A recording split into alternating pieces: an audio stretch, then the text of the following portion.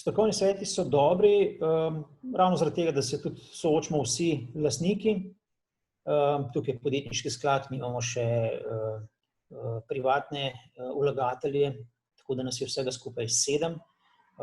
To je priložnost, da se dobimo, da se pač zdaj v času te korone se pač prek Skypa dobimo ali pa Zooma.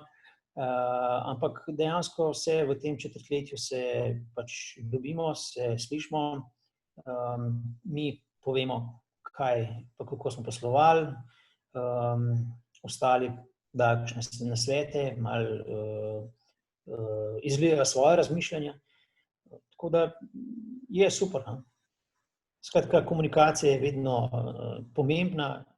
Mentorska podpora se je za naše podjetje izkazala kot zelo koristna.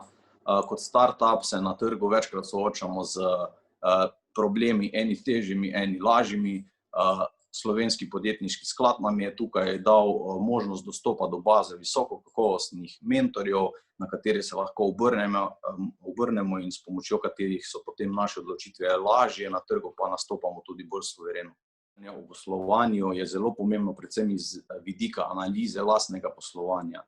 Torej z ekipo pripravljamo redne analize, potem pa jih na sestankih na strokovnem svetu predebatiramo skupaj tudi s podporno ekipo in z našim mentorjem in skupaj celotna ekipa išče optimizacije na določenih procesih. Tako da iz tega vidika je v bistvu najpomembnejše. Zaradi narave dela hitro rastočih podjetij se moramo večkrat zelo hitro odločiti tudi o zelo rizičnih odločitvah. V takih primerih je zelo dobro imeti na dosegu roke človeka, ki je mogoče v praksi šel čez neko podobno situacijo. In ravno v teh primerih nam ti mentorski programi res zelo koristijo. Saj večkrat lahko narediš zaradi ene napačne odločitve tudi zelo veliko škode. In v takih primerih je v bistvu dobro nabrati čim več možnih informacij, da se čim bolj pravilno odločimo. Ja, v podjetju Farsol smo prejemniki konvertibilnega posojila SK75 in v sklopu tega smo seveda deležni tudi neke te administrativne, strokovne in mentorske podpore, ki se izkazuje torej tako z nekim mentoriranjem, ki ga trenutno pri nas izvaja Rok Stritar in pa potem z zasedanjem torej tudi strokovnega sveta. Zdaj, kaj nam je to prineslo? To neko beleženje napredka sprotno, v kar nas je seveda torej to prisililo, torej na mesečni ravni, nam seveda da nek zelo realen feedback, kako mi delujemo na trgu. Pridobimo seveda zelo realne podatke, tako torej tudi finančne, kakor torej tudi preostale, torej kako raste ekipa, kako hitro smo se sposobni odzivati in to nam v bistvu zelo koristi. V bistvu predtem se kaj dosti temu seveda nismo posvečali, tudi zaradi malo pomanjkanja časa, medtem ko nas je to zdaj, kot sem omenil, zelo prisililo v to, da beležimo, kako delujemo na trgu in kako seveda se raste torej tudi naša prodaja. Zakaj je pravzaprav pomembno poročanje?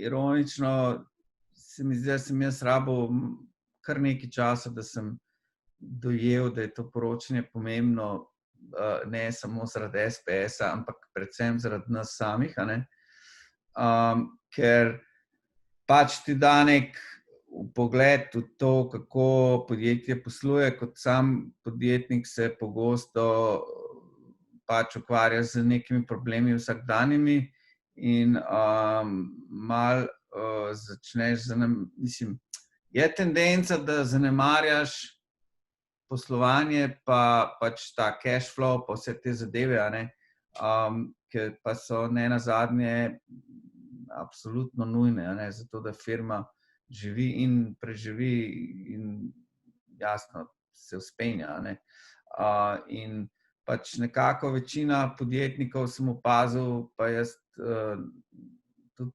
žal recimo spadam med njih, radi nekaj razvijamo, neko zgodbo, neki ali produkt ali pač karkoli, in to je tisto, do česar imamo afiniteto in si želimo največ časa na tem prebiti. Poleg tega te pa potem razni dnevni problemi še tarejo in takrat enostavno vedno pol odlašaš za tem poročanjem.